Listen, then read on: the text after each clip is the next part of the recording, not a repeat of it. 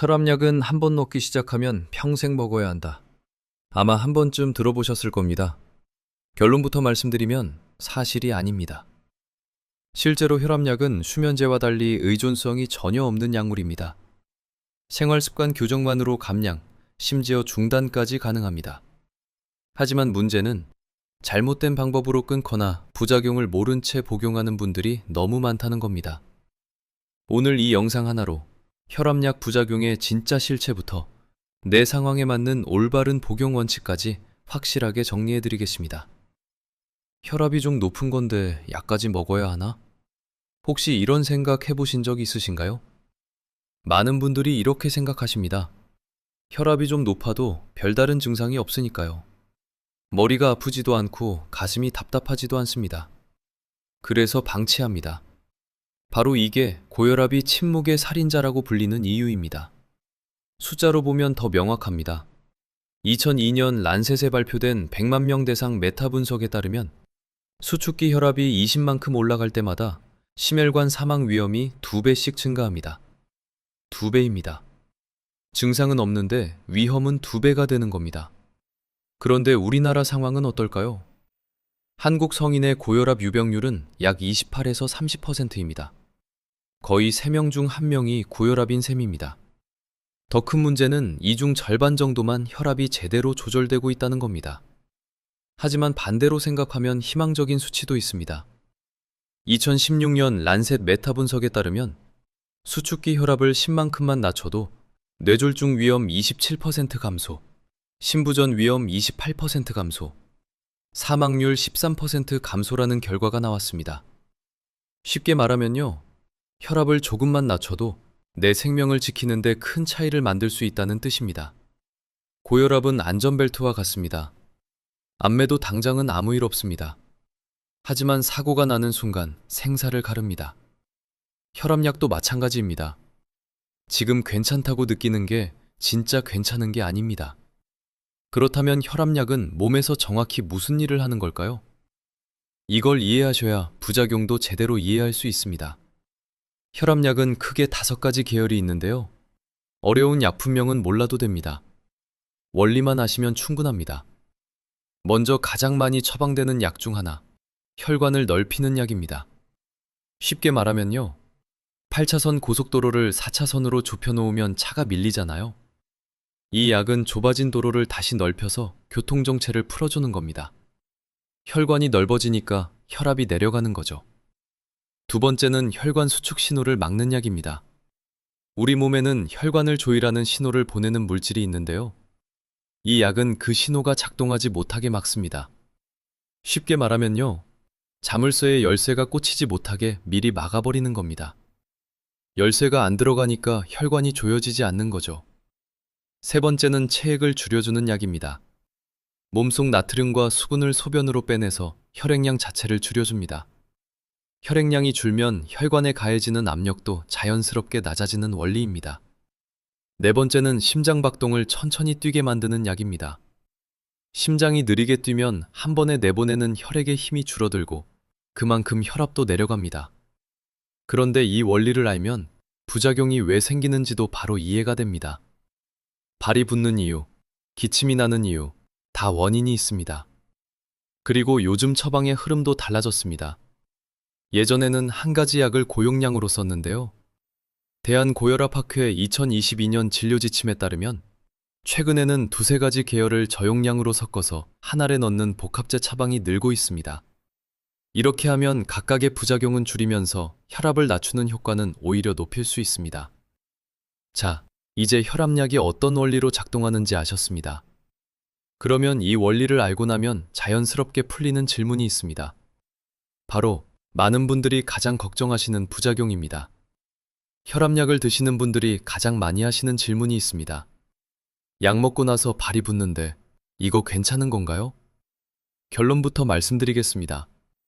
대부분의 부작용은 약이 나쁘다는 증거가 아닙니다. 약이 몸에서 제대로 일하고 있다는 증거입니다. 아까 혈관을 넓히는 약 기억하시죠? 도로를 넓히면 교통정체는 풀립니다. 그런데 도로 확장 공사를 하는 동안에는 먼지도 나고 소음도 생기잖아요. 부작용이 바로 그겁니다. 공사 중에 생기는 일시적인 불편함이지 공사 자체가 잘못된 게 아닙니다. 구체적으로 보겠습니다. 혈관을 넓히는 약의 가장 흔한 부작용은 발이나 발목이 붓는 증상입니다. 약 10에서 15% 정도에서 나타납니다.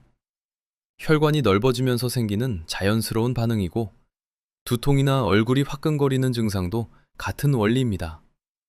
드물지만 잇몸이 붓는 증상이 나타나는 분도 계십니다. 이 경우 구강위생관리와 정기 치과 검진이 중요합니다. 혈관 수축 신호를 막는 약 중에서도 특히 한 계열은 마른 기침이 나올 수 있습니다. 발생률이 5에서 35%인데 특히 아시아인에서 더 높게 나타납니다. 이 기침이 불편하시면 같은 역할을 하는 다른 계열 약으로 바꿀 수 있습니다. 체액을 줄여주는 약은 칼륨 수치가 낮아질 수 있어서 근력이 떨어지거나 피로감이 올 수 있습니다. 이건 바나나, 고구마, 시금치 같은 칼륨이 풍부한 음식으로 보완이 가능합니다. 심장박동을 느리게 하는 약은 맥박이 느려지거나 피로감이 생길 수 있고 천식이 있는 분은 사용에 주의가 필요합니다. 여기서 꼭 기억하셔야 할 게 있습니다. 부작용이 생겼다고 약을 스스로 끊으시면 안 됩니다. 용량을 줄이거나 다른 계열 약으로 바꾸면 해결되는 경우가 대부분입니다. 혈압약은 5가지 계열이 있기 때문에 선택지가 많습니다. 반드시 담당 의사와 상담하셔서 나에게 맞는 약을 찾으시면 됩니다. 다만 이런 증상이 나타나면 즉시 병원에 가셔야 합니다.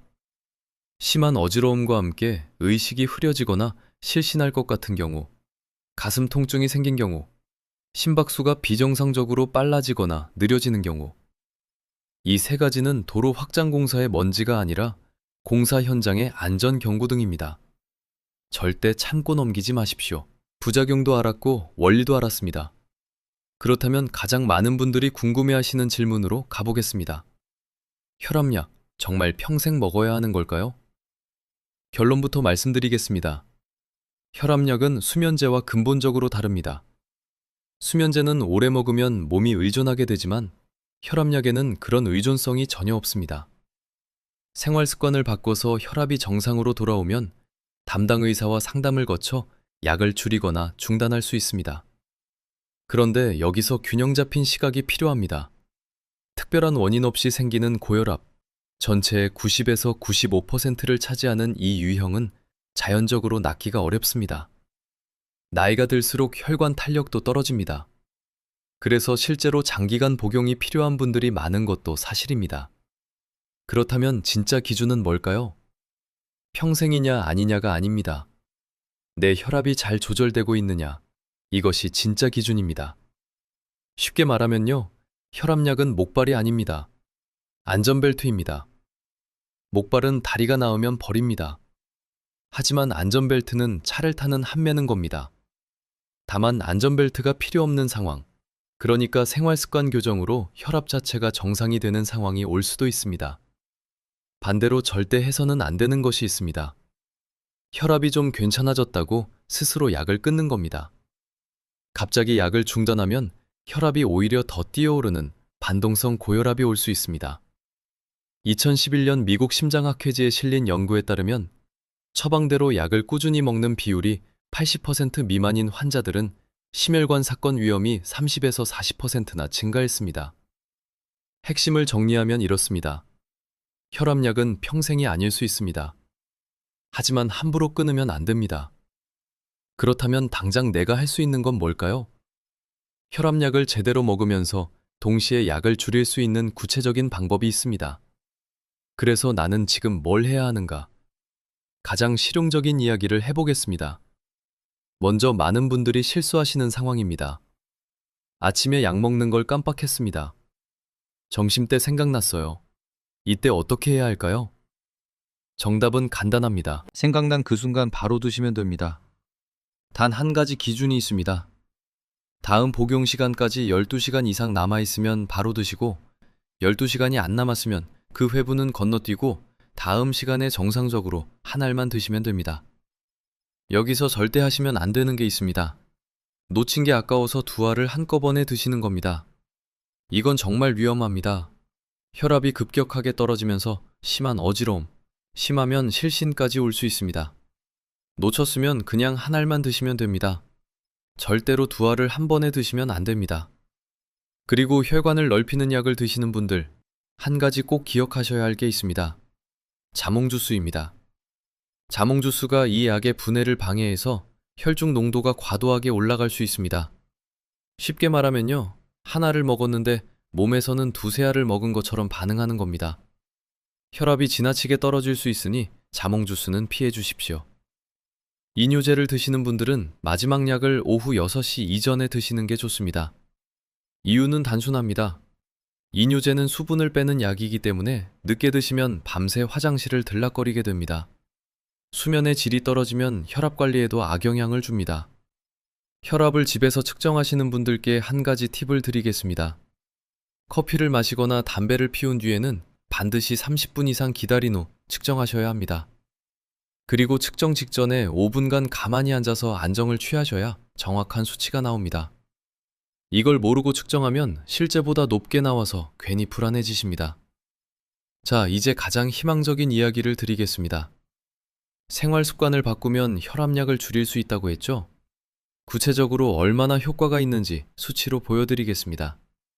소금 섭취를 하루 6g 줄이면 수축기 혈압이 2에서 8mm의 지지 내려갑니다. 여기에 채소와 과일 중심의 대시 식단을 실천하면 8에서 14mm의 지지가 추가로 내려갑니다. 유산소 운동을 일주일에 150분, 하루 30분씩 5번만 하시면 5에서 8mm의 지지가 또 내려갑니다. 체중을 1kg만 빼도 혈압은 약 1mm의 지지 줄어듭니다. 이걸 다 합치면 어떻게 될까요? 식단 조절과 운동, 체중 관리를 함께하면 수축기 혈압을 10에서 20mm의 지지 정도 낮출 수 있다는 연구 결과가 있습니다. 이건 혈압약 한 가지를 추가하는 것과 맞먹는 효과입니다. 약만 먹는 게 아니라 생활 습관을 함께 바꿔나가는 것. 이것이 약을 줄일 수 있는 가장 확실한 길입니다. 오늘 내용을 한 문장으로 정리하겠습니다. 혈압약은 평생이 아닙니다. 하지만 함부로 끊어서도 안 됩니다. 부작용을 이해하고 올바르게 복용하면서 생활 습관을 함께 바꿔나가는 것. 그것이 가장 현명한 혈압 관리입니다. 혈압약에 대해 더 궁금한 점이 있으시면 댓글로 남겨주세요. 오늘 영상이 도움이 되셨다면 혈압약을 드시는 주변 분들에게도 공유해 주시면 감사하겠습니다.